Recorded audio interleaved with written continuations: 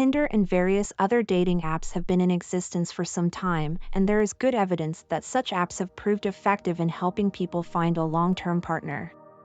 For example, nearly 30% of Americans have reported using dating apps, with 12% reporting being in a committed relationship or married to someone they met through online dating.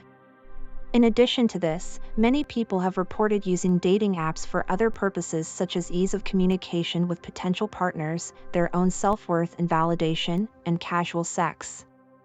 Yet, casual sex obviously exposes people to risks such as contracting sexually transmitted infections, producing offspring with partners who may ultimately be incompatible, or unplanned pregnancy. The relative risks of unplanned pregnancy are far higher for women compared with men because of the relative non-voluntary time investment in children by men and women. Because this time investment is smaller for men compared with women, we would expect that men should be more likely than women to report using Tinder for casual sex. However, in addition to gender differences, two other factors may influence a person's motivation to use Tinder for casual sex. First, it may be predicted by a person's level of sociosexuality. Someone defined as possessing unconfined sociosexuality would generally report having a lower need for emotional closeness and commitment prior to engaging in sexual behavior, which may influence their behavior on Tinder. Second, using Tinder for casual sex may also depend on our disgust response, which works to guard against us risking having sex with biologically incompatible partners.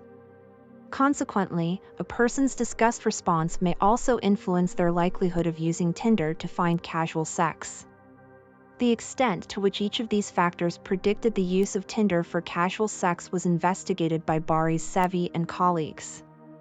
Their study employed 163 Tinder users from the United States, with 143 of these reporting being heterosexual and the remaining participants being lesbian, gay, or failing to report their sexuality.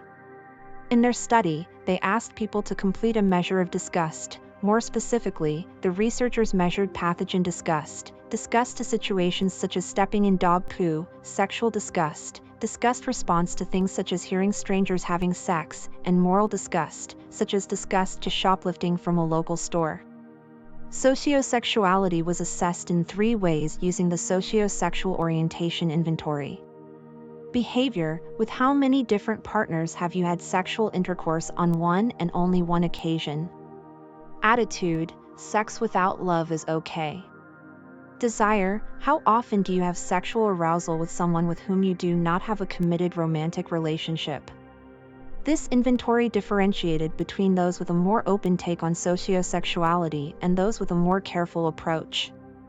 Finally, Tinder use was assessed with the Tinder Motive Scale, which assessed the extent to which people use Tinder for casual sex. Sexual disgust sensitivity and sociosexuality. Overall, the findings from this research showed that sexual disgust sensitivity and sociosexuality were related to the use of Tinder for casual sex. More specifically, those participants who reported higher levels of sexual disgust sensitivity said that they were less likely to use Tinder for casual sex, whereas those who reported higher levels of sociosexuality said that they were more likely to use Tinder for casual sex. As predicted, the researchers found that men overall were more likely to use Tinder for casual sex. Men also scored higher on sociosexuality compared with women and scored lower overall on levels of sexual disgust sensitivity compared with women. However, when they looked at the relationships among sociosexuality, disgust, and gender, they found different things for men and women. For men, they found that low levels of sexual disgust sensitivity and high levels of sociosexuality motivated the use of Tinder for casual sex. However, for women, they found that low sexual disgust was not linked directly to using Tinder for casual sex. Rather, for women, sexual disgust predicted levels of sociosexuality, which in turn was related to use of Tinder for casual sex. The researchers postulate that this may be partly explained by gender differences in risk-taking behavior. Risk. Around half of women in America report that using dating apps or dating sites is an unsafe way to meet someone, which is perhaps explained to a large extent by the above findings. Furthermore, as mentioned earlier, parental investment theory explains that because women invest more in offspring compared to men, they are less likely to engage in high-risk behavior such as casual sex, compared with men. Certainly, the above findings suggest it is possible that only women who are low on disgust sensitivity are likely to engage in casual sex and perhaps advertise themselves on Tinder or indeed any other dating app.